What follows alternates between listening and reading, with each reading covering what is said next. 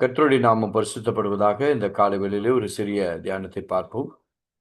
ஏசாயா தீர்க்கதரிசியின் புஸ்தகம் 55வது அதிகாரம் 6வது வசனம். ஏசாயா தீர்க்கதரிசன புஸ்தகம் 55:6.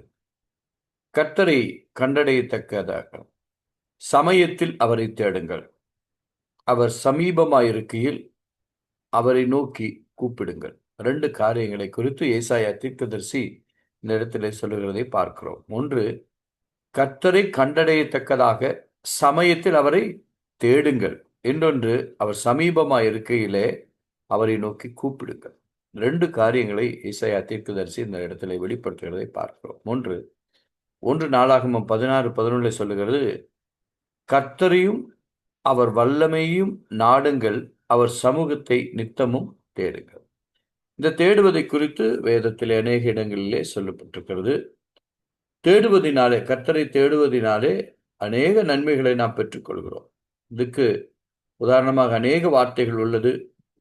நாம் எப்படி தேடுகிறவர்களாய் இருக்க வேண்டும் என்றால், முழு இருதயத்தோடும், முழு ஆத்மாவோடும், முழு அன்போடும், முழு பலத்தோடும் தேவனை அன்பு கூறும் அவரை நித்தமும் தேடுகிறவர்களாய் இருக்க வேண்டும். ஏனென்றால் மனுஷன் முகத்தை பார்க்கிறான், தேவனோ இருதயத்தை பார்க்கிறான். அந்த இருதயமானது கர்த்தரை தேடுகிறவர்களாய் இருக்க வேண்டும். மற்றொன்று, கருத்தாய் நாம் தேட வேண்டும். ஓசியா புஸ்தகத்திலே 5:15 சொல்லப்பட்டிருக்கிறது, கர்த்தரை கருத்தாய் தேட வேண்டும்.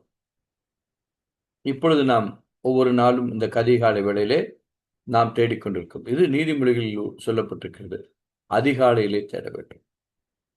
அப்போ முழு இருதயத்தோடு நாம் தேடும் பொழுது, கருத்தாய் தேடும் பொழுது அதிகாலையிலே தேடும். அதனால்தான் அதிகாலையிலே தேடுகிறவன் என்னை கண்டடைகிறான் என்று சொல்லும். காலைதோறும் அவருடைய கிருபை புதிதாய் இருக்கிறது. அப்போ அதிகாலையிலே அவருடைய புதிய கிருபைகளை பெற்றுக்கொள்ளத்தக்கதாக ஒவ்வொரு நாளும் அவருடைய சமூகத்தை நித்தமும் நாடுகிறவர்களாய், 4வது சொல்லப்பட்டது போல அவருடைய சமூகத்தை நித்தமும் நாடி வந்து அவரை தேடுகிறோம்.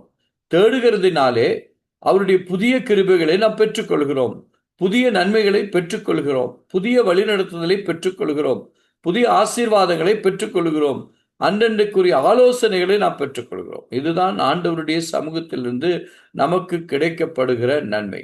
வேதம் சொல்கிறது தெளிவாக, கர்த்தரை தேடுகிறவர்களுக்கோ ஒரு நன்மையும் குறைவுபடாது. அப்போ நித்தமும் அவரை தேடுகிறவர்களாய் இருக்க வேண்டும், கருத்தாய் தேட வேண்டும், அதிகாலையில் தேட வேண்டும், முழு இருதயத்தோடு தேட வேண்டும். இந்த 3 காரியங்களை நம்முடைய வாழ்க்கையில செய்து கொண்டிருக்கிறோம். நிச்சயமாக அதற்குரிய பலன், அதற்குரிய நன்மைகள், அதற்குரிய ஆசீர்வாதங்கள் நிச்சயமாக நமக்கு கிடைத்துக் கொண்டிருக்கிறது. அதனால்தான் இந்த காலவெளியிலே அநேகர், கிட்டத்தட்ட 32 குடும்பங்கள் ஒவ்வொரு நாளும், ஒரு சில சமயங்களில் 35க்கு மேல குடும்பங்கள் இணைந்து கர்த்தரை தேடுகிறார்கள், குடும்பமாய் தேடுகிறார்கள். தேடும் பொழுது அவர்களுடைய மன விருப்பத்தை தேவன் நிறைவேற்றுகிறார். அந்த நாளுக்குரிய ஆலோசனையை தருகிறார். அந்த நாளுக்குரிய கிருபையை தந்து நம்மை வழிநடத்துகிறவராய் இருக்கிறார். எல்லாவற்றுக்கும் மேலாக தேவன் தெளிவாக சொல்லுகிறது, மத்தேயு 6:33, முதலாவது தேவனுடைய ராஜ்யத்தையும் அவருடைய நீதியும் தேடுங்கள், அப்பொழுது இவைகள் எல்லாம் உங்களுக்கு கூட கொடுக்கப்படும் என்று வேதம் தெளிவாக சொல்லுகிறதை புதிய ஏற்பாடிலே பார்க்கிறோம். என் அன்பு தேவனுடைய பிள்ளைகளை, நாம் அவரை தேடுகிறோம். தேடுகிற யாவருக்கும் அவர் பதில் அளிக்கிறார். கூப்பிடுகிற யாவருக்கும் அவர் செவி கொடுக்கிறார். ஏனென்றால் அவர் உண்மையுள்ள தேவன், அவர் ஜீவன் உள்ள தேவன். அதனாலே நாம் தேடுகிற எல்லா நன்மைகளுக்கும், எல்லா காரியங்களுக்கும் தேவன் நிச்சயமாய் நம்முடைய வாழ்க்கையிலே நன்மைகளை தருவார், நிச்சயமாய் தருவார். அதனால்தான் அவருடைய சமூகத்தை நாம் நித்தமும் நாடுகிறவர்களாக இருக்கிறோம். அதனால்தான் ஏசாயா தீர்க்கதரிசி புஸ்தகத்திலே நாம் சொல்லப்பட்டது போல, கர்த்தரை கண்டறிய சமயத்திலே அவரை தேடுங்கள். எந்த நேரத்தினாலும் நாம் கூப்பிடும் பொழுது அவர் நமக்கு செவி கொடுக்கிறவராயிருக்கிறார். அவரை தேடி வருகிறவர்களுக்கு நிச்சயமாய் அவர் பதிலளிக்கிறார். அவருடைய பிரசன்னம் நம்மை ஆளுகை செய்கிறது.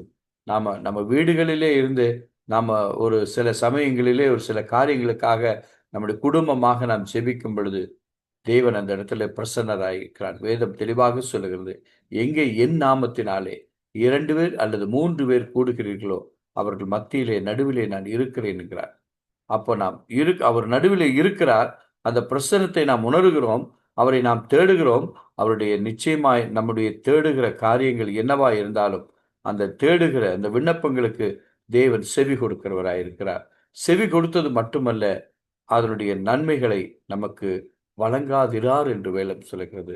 நன்மையை நிச்சயமாய் நம்முடைய வாழ்க்கையிலே நிச்சயமாய் அதை நிறைவேற்ற அவர் வல்லவராய் இருக்கிறார். அதனாலே நாம் கர்த்தரை தேடுகிறவர்களாய் இருக்க வேண்டும். எப்படி தேடுகிறவர்களாய்?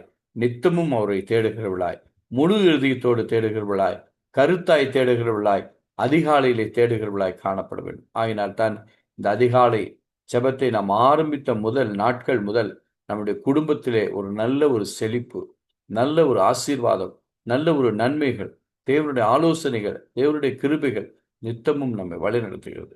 இதை ரசித்தவர்கள், இதை ருசித்தவர்கள் நிச்சயமாய் தேவனிடத்திலே நிச்சயமாய் அதிகாலையிலே தேடுவர்களாயிருப்பார்கள். ஆகினால் தான் நீதிமொழிகளில் தெளிவாக சொல்லப்பட்டிருக்கிறது 1:28 அதிகாலையிலே தேட வேண்டும். அதிகாலையிலே தேட வேண்டும். அதிகாலையிலே நேரப்பட எழுந்து ஒரு சிலர் தேவனுடைய சமூகத்திலே காத்திருக்கிறோம். நாமும் அப்படி காத்திருக்கிறோம். இந்த காத்திருக்கிற ஒரு பலன், நன்மை உங்களுடைய வாழ்க்கையிலே நிச்சயமாய் தேவன் அதற்குரிய நன்மைகளை நிச்சயமாய் கொடுப்பார், ஆசீர்வதிப்பார்.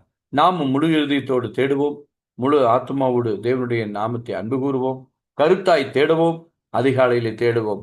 கர்த்தர் எல்லா நன்மைகளையும் உங்களுடைய வாழ்க்கையிலே அவர் செய்ய அவர் வல்லவராய் இருக்கிறார். கர்த்தர் உங்களை ஆசீர்வதிப்பார். ஆமென்.